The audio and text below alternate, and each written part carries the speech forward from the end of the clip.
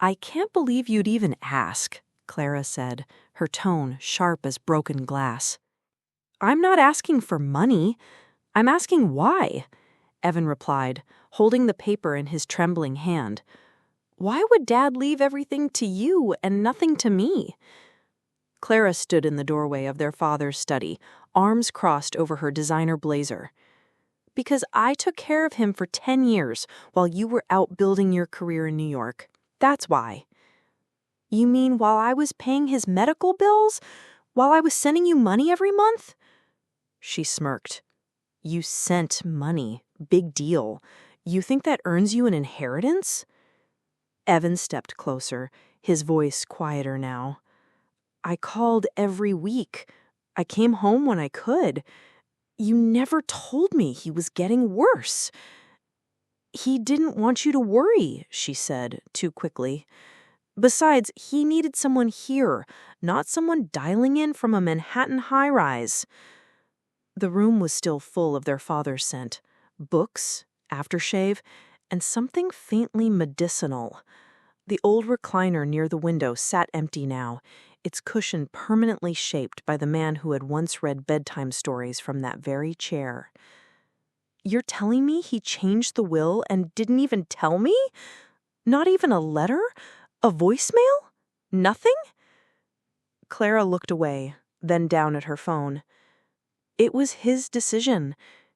He said you were fine, that you'd made something of yourself. He said I needed it more. Evan's fingers tightened around the will. Needed it more? You live in a house Dad paid off. You drive a car he bought you. I paid for his hospice stay with my own savings. She laughed bitterly. Do you want applause for that? No, I wanted a father who treated his children the same, or at least told the truth. Clara's jaw set. I gave up everything. My job, my life, my plans. You left. Don't try to act like the victim now. I didn't leave. I followed the path I was pushed toward. He was the one who told me to go, said there was nothing for me here. Silence. Clara turned her back to him. Look, if you came here to guilt-trip me, it won't work. The will is final. You'll get nothing. That's how Dad wanted it.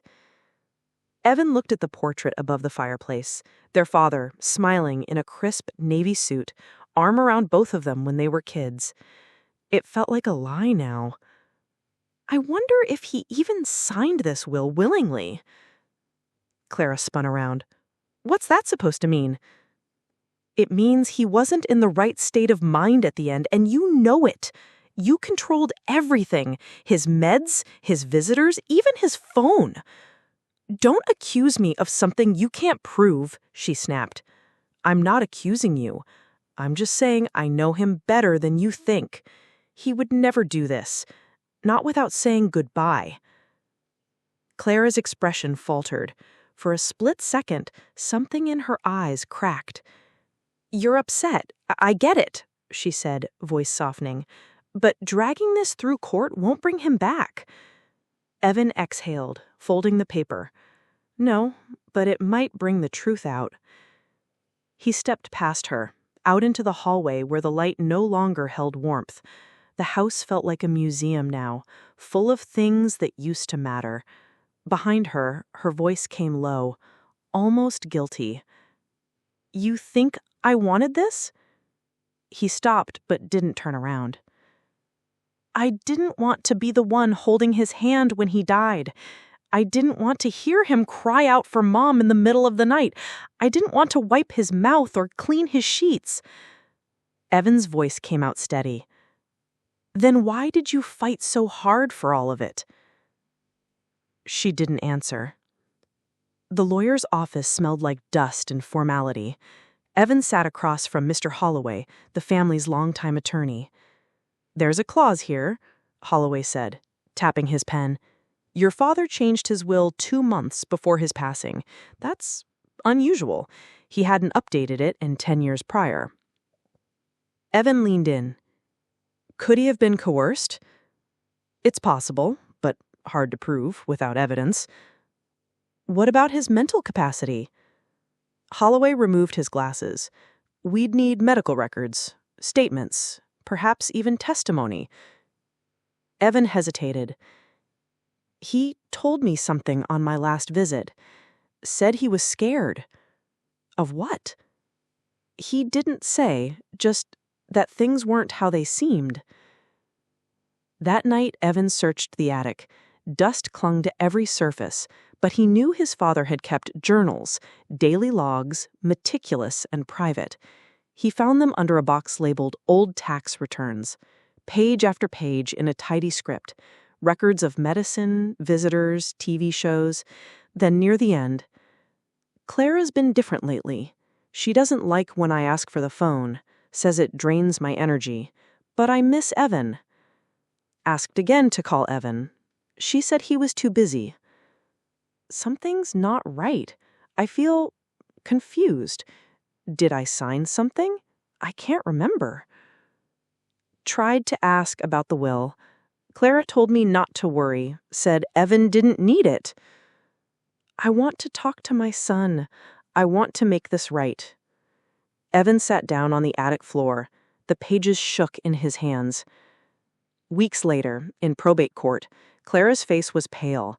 She hadn't expected him to challenge. The judge read from the medical affidavit.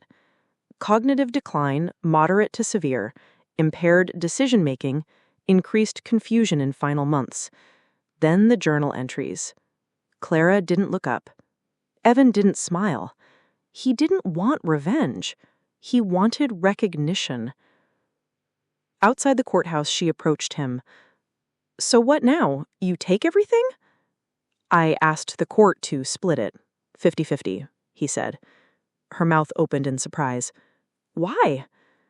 Because I know what it cost you. I just wished you'd remembered what it cost me, too. Tears threatened to rise in her eyes. I thought I was alone. You weren't. She looked down. I'm sorry. I know.